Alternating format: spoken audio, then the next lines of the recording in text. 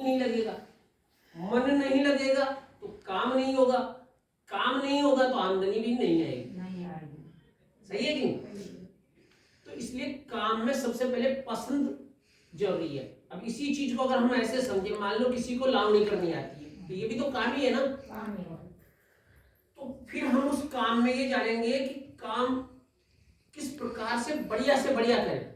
मान लो आप में से भी कोई लावणी करती होगी, करते हैं, तो आप देखो जब लावणी का टाइम आता है तो पूरे गांव में उस औरत की डिमांड रहती है जो लावणी सबसे बढ़िया करना जानती है, जबकि पैसे सब बराबर लेते हैं, कम करने वाला भी, ज्यादा करने वाला भी, बढ़िया करने वाला भी, खराब करने वाला भी, लेकिन डिमांड उसकी रहती है। 2-4 दिन पहले ही उसकी बुकिंग हो जाती है। तो लावणी करने का सही तरीका कैसे है, इसको समझे तो और काम समझ में आएंगे।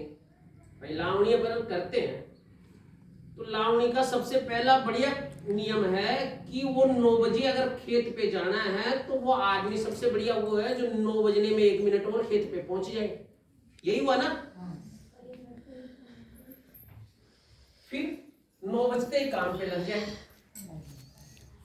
दोपहर में जब लंच करना हो तब वो लंच करे और उसके जस्ट बाद में फिर काम पे लग जाए और 5 बजे तक मान लो काम करते हैं तब तक वो काम करे। एक तो तरीका ये।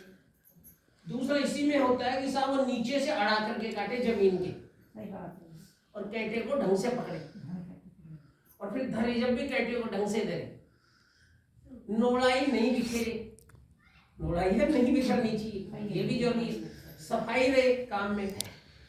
फिर इससे आगे होता है जब वो 5 काट करके पूड़ी बांधे तो पूड़ी ऐसी बांधे कि 4 से 5 बार पूड़ी को उठाएं तो भी वो खुले नहीं, क्योंकि आप जानते हो काटने के बाद में 4-5 बार पूड़ी उठती है। इधर उठा के रखेंगे, फिर डोली पे रखेंगे, फिर सुखाएंगे, तब पलटी मारेंगे, फिर एक जगह इकट्ठी करेंगे, फिर उठाएंगे, फिर वहां रखेंगे और फिर मशीन में जाएगी। इतना काम होता है नहीं, तो पूड़ी इतनी मजबूती से बंधे। ये भी उसका एक गुण है कि पूड़ी इतनी मजबूत हो। फिर दूसरा कि 5 काटते काटते शाम को 5 बज जाए और आगे 2-4 पूड़ों की क्यारी और रह जाए तो उसको काट के जाए। ये गुण है उसके अच्छे काम करने वाले के। अब अगर उसका काम करने का हुनर अच्छा है तो वो 2-4 पूड़े जो आगे रहते हैं उनको काट के ही जाएगा और इससे धनी भी खुश रहेगा। अगली साल सबसे पहले उसी को बुलाएगा।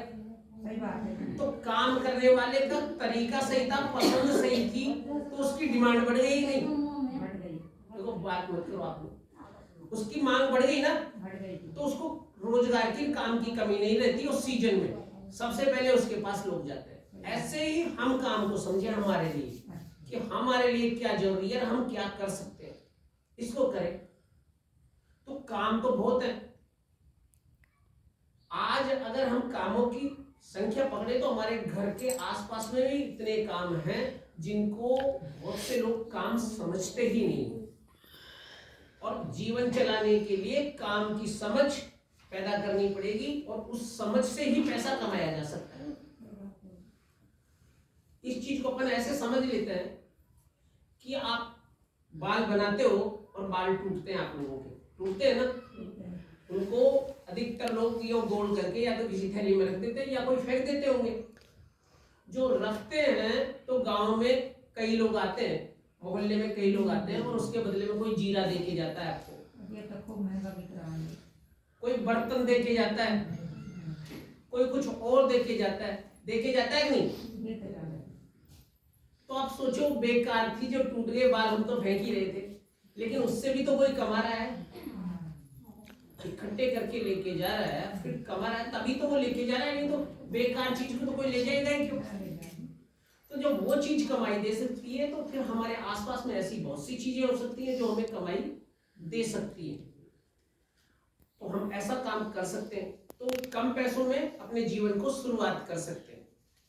तो उस कड़ी में अगर हम लोग आगे बढ़े तो हमें ये देखना, समझ पैदा करने के बाद में सबसे छोटी सी छोटी चीजों में देखो तो देखो सबके घर में मेरे हिसाब से राख पैदा होती होगी।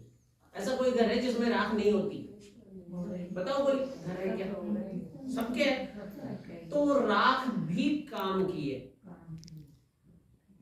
और वो